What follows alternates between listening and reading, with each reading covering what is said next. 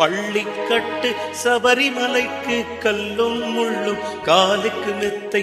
ஐயப்பன் பாடலில் வந்து பார்த்தீங்கன்னா மாலை போட்ட எல்லா ஐயப்பன்மார்களுக்கும் தேசிய கீதம்னு சொல்லுவாங்க. இந்த பாட்டு ஆடி மாசத்துல வந்து ஆத்தா கருமாறி கண் பார்த்தா போதும் பார்த்தா வினிதீரும் பாவம் எல்லாம் பறந்தோடும். பாருங்க, நான் பாடும்போது கேமராமேன் அது கூட பாடுறாரு, லிப்சிங் பண்றேன். ஸோ அந்த அளவு ரெஜிஸ்டர் ஆன பாடலு. கற்பூர நாயகி கனகவல்லி காளி மகமாய் கருமாரியம்மா.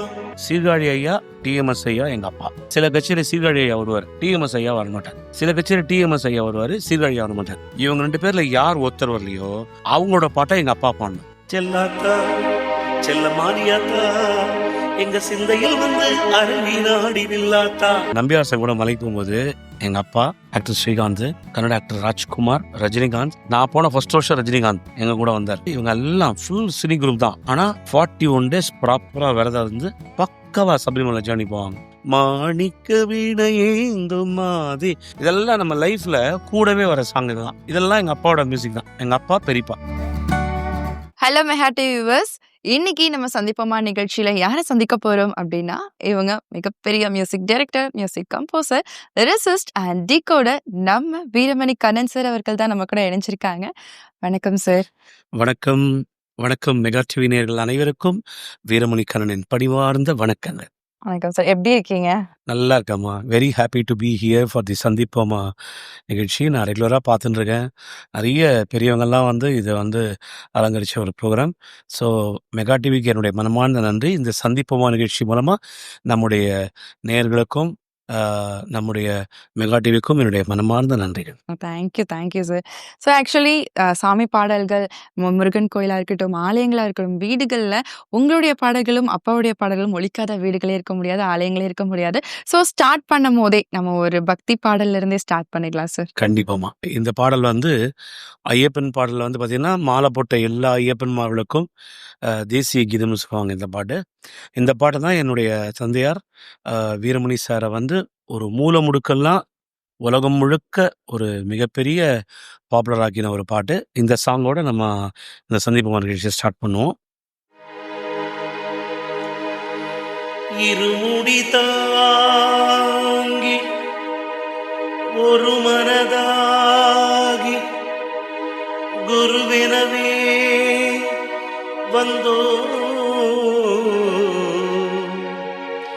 இருவினை தீர்க்கும் அந்த யவனையும் வெல்லும் உன் திருவடியை காண வந்தோ.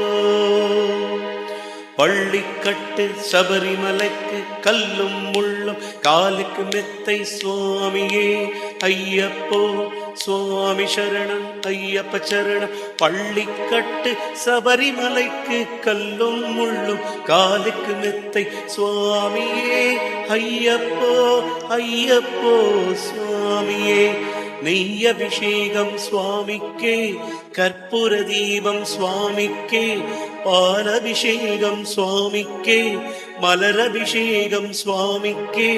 ஐயப்பன் மார்கழம் கூறிக்கொண்டு ஐயனை நாடி சென்றிடுவார், சபரிமலைக்கே சென்றிடுவார் சுவாமியே ஐயப்போ ஐயப்போ சுவாமியே சுவாமியே ஐயப்போ ஐயப்போ சுவாமியே.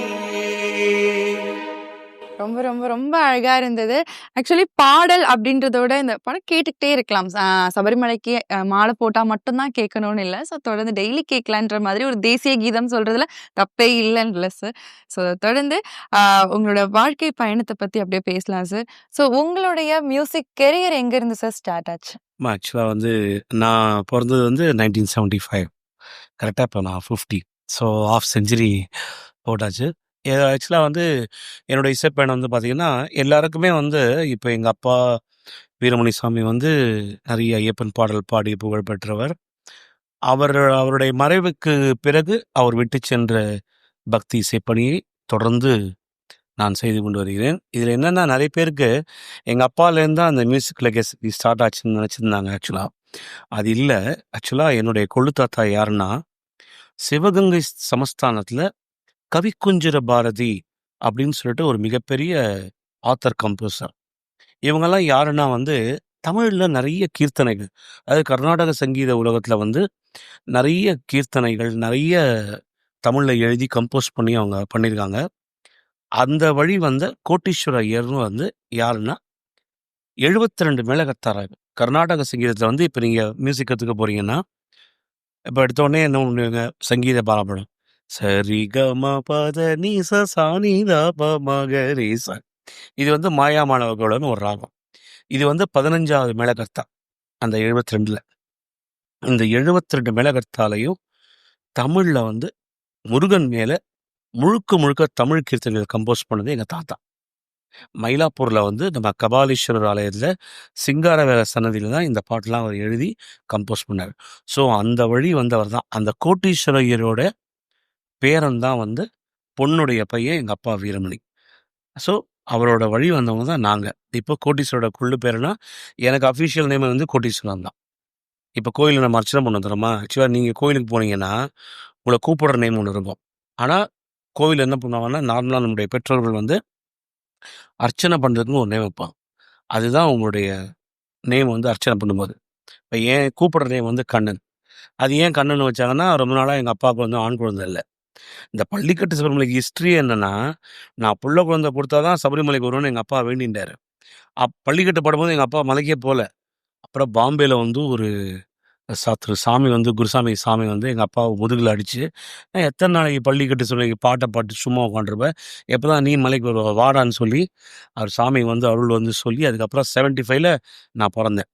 அந்த வருஷம் தான் எங்கள் அப்பா முதல் முறையாக நம்பியார் சாமி, எங்களுக்கு அவர் தான் குருசாமி, நம்முடைய நம்பியார் குருசாமி கூட மாலை போட்டு அப்படி மலை யாத்திரை வந்து அப்படி தான் தொடங்கிட்டு. இப்போ நான் வந்து எப்படின்னா 8 வயசில் நான் பாட ஆரம்பித்தேன். அது டிஎன்ஏலே பாட்டு இருந்ததுனால எங்கள் அப்பா முறையாக ஒரு கர்நாடக சங்கீதம், ஏன்னா அப்பாட்டே கற்றுண்டா கொஞ்சம் விளையாட்டாக இருப்பேன், செல்லம் ஜாஸ்தி, நான் லேட்டாக பிறந்த சைல்டு, அதனால் ரொம்ப போத் அப்பா அம்மா ரொம்ப செல்லம். அப்போ ஒரு குருவை பர்மனெண்ட்டாக எனக்கு கொடுத்து நல்லா பாட்டு சங்கீதம் சொல்லி கொடுத்து நல்லா மோல்டட் மீ. சுந்தரேசன் ஒரு பெரிய ப்ரொஃபஸர் அவர், அவர்கிட்ட தான் முறையாக கர்நாடக சங்கீதம் பயின்றேன் 8 வயசுலேருந்து. ஓகே. 11 வயசில் அரங்கேற்றம் பண்ணேன் கர்நாடக சங்கீதம். அப்புறம் அப்படியே ஜேர்னி சிங்கர். அப்புறம் அப்பாவோட மறைவுக்கு பிறகு அப்புறம் பிஎஸ்சி கெமிஸ்ட்ரி நான் லயோலாவில் முடித்து ரேன்பேக்ஸில் வேலை பார்த்தேன். அப்புறம் வேலையை விட்டுட்டு முழு நேரம் மியூசிஷியனாக அப்பா இறந்ததுக்கப்புறம் அந்த வேக்யூம் வந்து ரொம்ப காலியாக இருந்தது. அப்புறம் நான் வேலையை விடும்போது எங்கள் அம்மாட்ட சொன்னேன், என்னம்மா நான் அதை எடுத்துக்கிறேம்மா அப்படின்னு. எங்கள் அம்மா கொஞ்சம் இஷ்டம் இல்லை, ஏன்னா பயம், ஏன்னா அப்போ போட்டிகள் ஜாஸ்தி. எங்கள் அப்பா இருந்த காலத்தில் டிஎம்எஸ் ஐயா, சீர்காழி, ஏன்னா நிறைய எங்கள் அப்பா ஃபேஸ் பண்ணார் அந்த ஹேர்டில்ஸை. இருந்தாலும் பக்தி லைனில் இருந்தாலும் அந்தளவு பெரிய காம்படிஷன் இல்லை எங்கள் அப்பாவுக்கு. நான் சொன்னேம்மா, I can be success in this வேர்ல்டுமா, let me go what I want அப்படின்னு. இஷ்டம்டா, நான் ஒன்றும் இது பண்ணல, பார்த்துக்கோ, பி கேர்ஃபுல் அப்படின்னு சொல்லி இது பண்ணாங்க. அப்புறம் அப்படியே கண்டினியூ ஆச்சு. தென் என்னுடைய முதல் ஆல்பம் வந்து 1995 மணிகண்டன் மகர விளக்குன்னு ஸ்டார்ட் பண்ணேன். அப்புறம் 96ல் we went to South Africa. எங்கள் அப்பா போக வேண்டியது சவுத் ஆஃப்ரிக்கா, அவர் இறந்துட்டார். அதனால் நாங்கள் போய் அந்த கச்சேரி போனோம். நானும் என் கசின் ராஜு 2 பேரும் பண்ணிவிட்டு 96ல் சிங்கப்பூர் போனோம். மகா சிவராத்திரி அது வந்து எப்படின்னா, சிங்கப்பூரில் வந்து பார்த்தீங்கன்னா ஹோல் நைட் நீங்கள் பாடணும். அது வந்து எங்களுக்கு ஒரு பெரிய பிளஸ்ஸிங். 7 to 10 ஒரு செஷன், 11 to 2 ஒரு செஷன், 3 to 6 ஒரு செஷன். We sang 11 hours non stop devotional concert. அங்கே தான் நாங்கள் பாடினோம். அதுலேருந்து அப்படியே கேரியர் டெவலப் ஆகி தென் 2001ல் have become a music director. சிங்கராக போயிருந்தது ஜேர்னி. அப்புறம் மியூசிக் டைரக்டராகவும் நான் கொஞ்சம் சாங்ஸ் அப்படியே, ஏன்னா க்ரியேட்டிவ் ஃபீல்டு ரொம்ப இன்ட்ரெஸ்ட் ஜாஸ்தி, அப்படி போனேன். அப்படி போகும்போது தான் நம்மளுடைய டெமிகாட் எஸ்பிபி சாருடைய நட்பு எனக்கு ரொம்ப கிடச்சிது. அவர் நிறைய பாடினார்.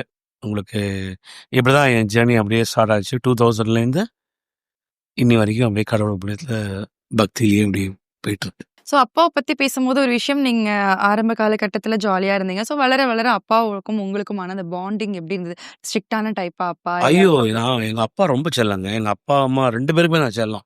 எப்படின்னா, எங்கள் ஃபாதருக்கு வந்து எப்படின்னா, நான் பாடும்போது வந்து நான் நல்லா பாடணும். இதுக்கு ஒரு இன்சிடென்ட் சொல்கிறேன் பாருங்கள். சீர்காழி ஐயா வீட்டுக்கு நாங்கள் போனோம். எனக்கு வந்து அப்போது 12 வயசு. என்னுடைய மூத்த அக்காவுக்கு வந்து மேரேஜ் நடக்குது. அதுக்காக பத்திரிக்கை கொடுக்கறதுக்காக எங்கள் அப்பா என்னை கூப்பிட்டு போனார். கிளாசிக்கலில் நான் அப்போயே கீர்த்தனைலாம் வந்துட்டேன் ஸ்ட்ராங்காக. அப்போ சீர்காழி வீட்டுக்கு போகும்போது சீர்காழியை வந்து, என்ன வீரமணி உன் பையனா? ஆமாம். என்ன பண்ணுறான்? 8th படிக்கிறான். ம். பாட்டு பாடுறானா? ஆம். என்ன கேட்டேன்? பாடுறியாடா? பாடுறேன் சார். என்ன வர அப்போ? ஆ கீர்த்தனை வந்துட்டேன் சார். கீர்த்தனை வந்துட்டியா? என்ன கீர்த்தனை அப்போ? பிலகரி கற்றுன்ருக்கேன் சார். அப்படியா பாடு. ஸ்ட்ரெயிட்டாக பாடினேன் அவர். எனக்கு இது சின்ன வயசுல ஸ்டேஜ் ஃபியரே கிடையாது. கொஞ்சம் அராத்துன்னு சொல்லுவாங்க நம்ம லாங்குவேஜ் சொன்னால். ரொம்ப எனக்கு பயமே கிடையாது.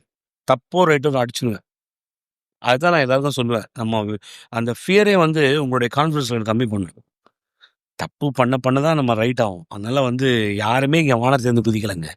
Every day is a learning curve for everything. So அப்படி பண்ணும்போது நான் பண்ணோடனே சீர்காழி வாஸ் ஸோ ஹாப்பி. அப்போ சொன்னார், வீரமணி இப்படி தான் இந்த பேசிக் வந்து ஸ்ட்ராங்காக இருக்கணும். என்னதான் இருந்தாலும் இன்றைக்கி நான் சொல்கிறேங்க, வர மியூசிஷியன்ஸாக இருக்கட்டும், மியூசிக்கில் நல்லா முன்னுக்கு வரணும்னு நீங்கள் எல்லாருமே ஒன்று பண்ணுங்கள். கிளாசிக்கல் மியூசிக்கை நல்லா கற்றுனுவாங்க. ஏன்னா அதை நீங்கள் வந்து மாஸ்டரைஸ் பண்ணிட்டீங்கன்னா உலகத்தில் எந்த ஜானர் ஆஃப் மியூசிக் வந்து நீங்கள் ஈஸியாக ஹேண்டில் பண்ணலாம். இன்றைக்கி நான் வந்து யூ ஒன்ட் பிலீவ் மேம், நான் வந்து கிட்டத்தட்ட ஒரு இந்த ஃபீல்டுக்கு வந்து கரெக்டாக 25 இயர்ஸ் 25. Silver jubilee year. கம்போசராக, சிங்கராக நான் வந்து 30 வருஷம் ஆச்சு கரெக்டாக.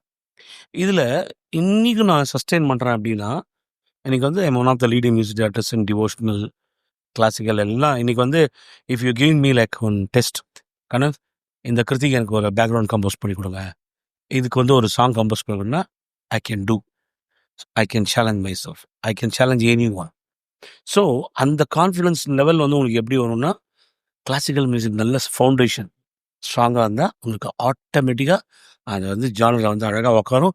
You can your span of career will be long.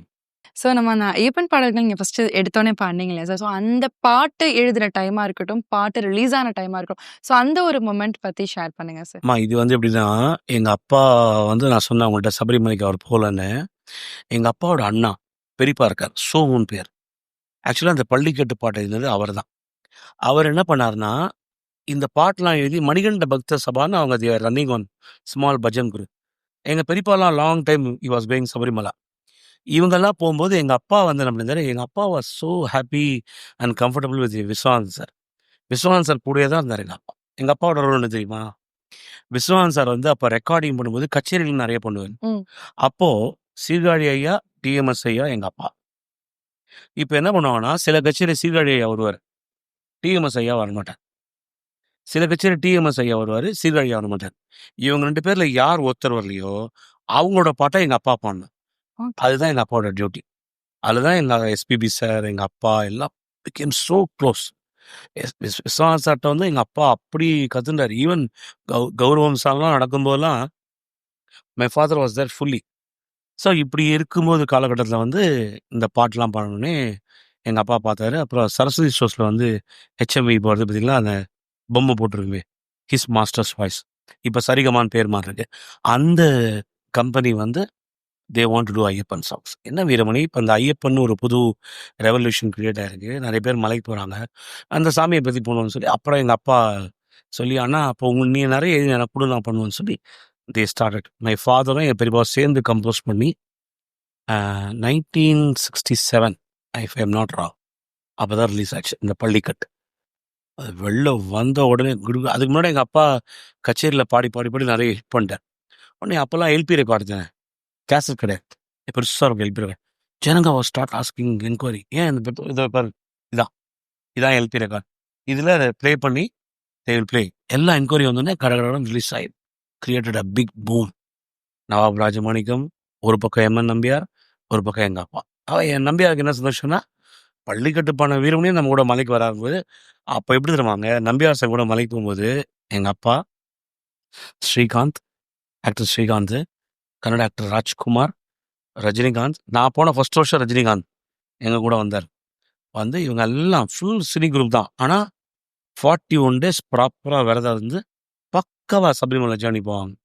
So இந்த மாதிரி ஐயப்பன் பாடல் வெளிவரும்போது எங்கள் அப்பாவுடைய பேர் அப்படியே பூம் ஆகி கொஞ்சம் அப்படியே ஒரு 5 வருஷம் கழிச்சு ஒரு அம்மன் பாட்டு ஒன்று பண்ணார் ஏவிஎம்க்கு. அது பேர் ஓம் சக்தியில்.